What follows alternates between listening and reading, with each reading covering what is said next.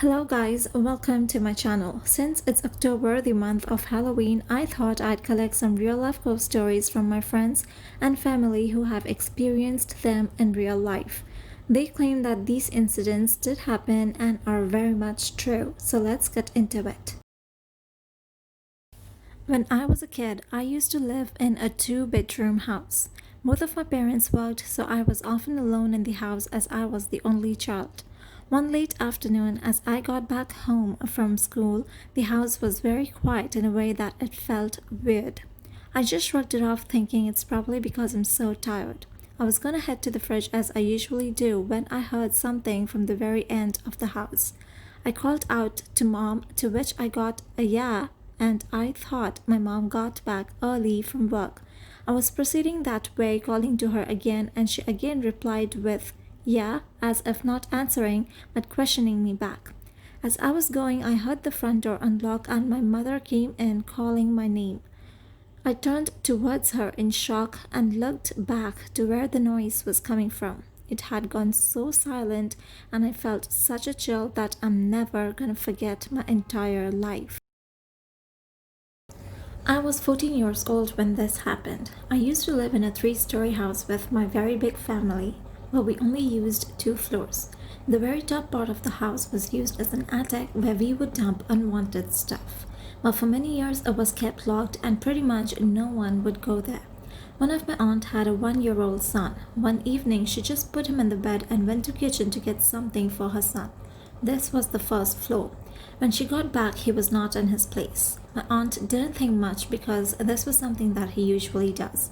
She simply started looking for him around the house, and as time went by, he was nowhere to be seen.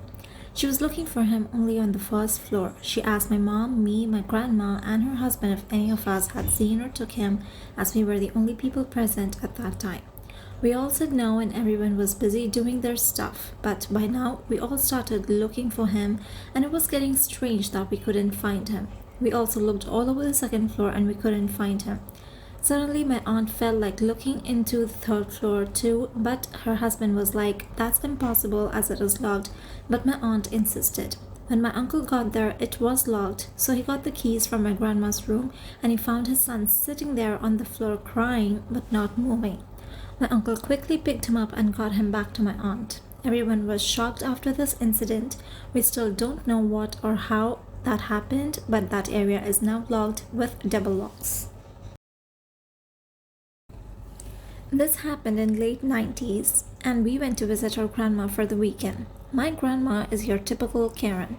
She is not friendly, pretty much a scholar, but she sometimes can get into fun moods with the kids, but it was rare. One evening, an old man in his rags came knocking at our door and he was just mumbling something.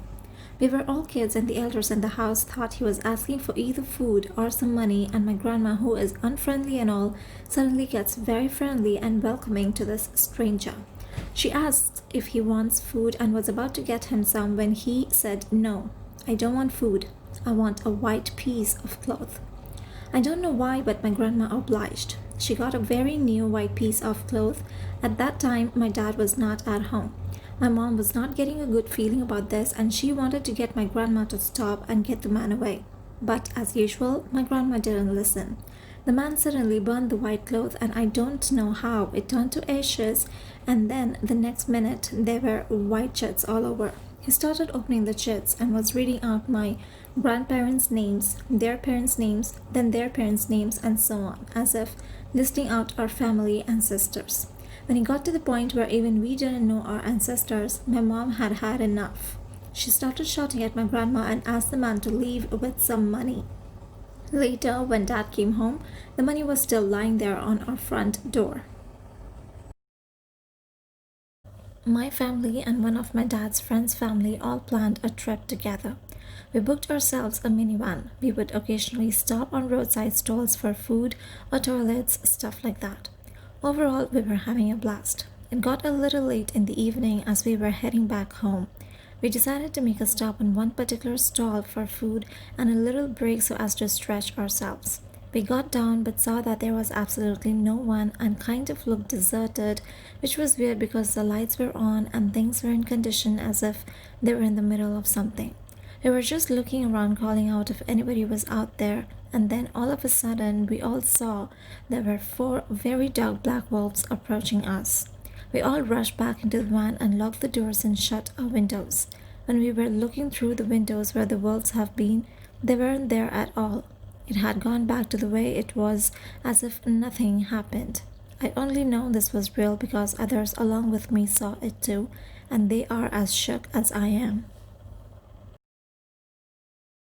I come from not so rich but a stable family. My parents were saving for a family vacation for 3 years. When the time finally arrived, we booked 2 bedroom with a 3-star hotel. We arrived at the destination at night. A receptionist gave us the key and we all got in and just started to get ready for the night. This particular room also had a balcony. Later, as we all were sleeping, we would often hear the balcony door creak, and my dad would often get up every now and then to close it.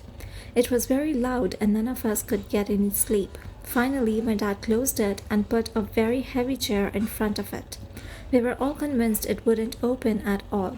We slept after that. Next morning, my mom woke up first and she found the balcony door very much open and the chair was where my dad had placed it.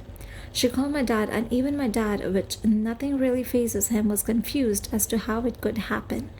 My mom checked if anything was missing, if there was any possibility of a robbery, but everything was in its place. We informed the receptionist and she didn't look surprised. She said there was nothing to worry about, the door is just faulty like that. Thank you so much for watching. I hope you enjoyed these. If you did, please drop a like and subscribe to my channel, and have a nice day. Bye.